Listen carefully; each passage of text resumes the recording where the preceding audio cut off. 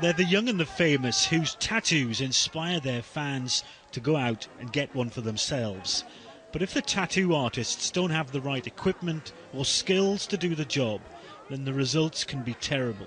So I've got quite a lot of tattoos, but this is the one that nearly cost me my foot.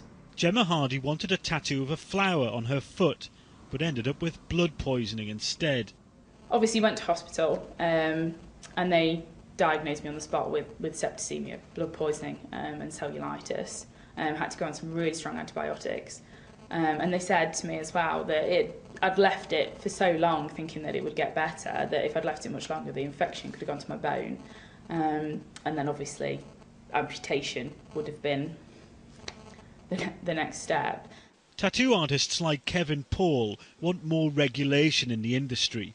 Kevin's well known for his celebrity clientele, and he's put together a book of guidelines that he wants the government to put its weight behind.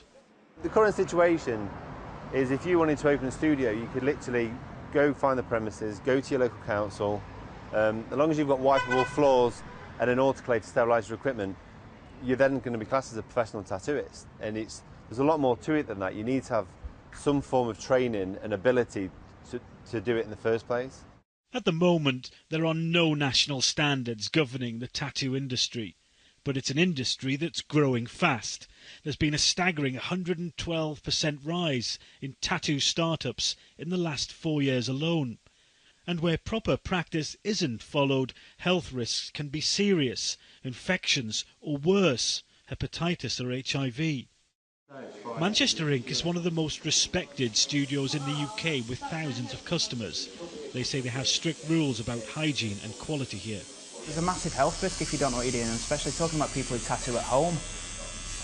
That's something I know it's hard to regulate because you can get hold of gear on eBay these days. How people are going to stop that, I don't know. The guidelines are just that, an outline of what's expected by tattoo artists. Filling in the bigger picture could take time, but many in the industry welcome it. Nick Martin, Sky News, Manchester.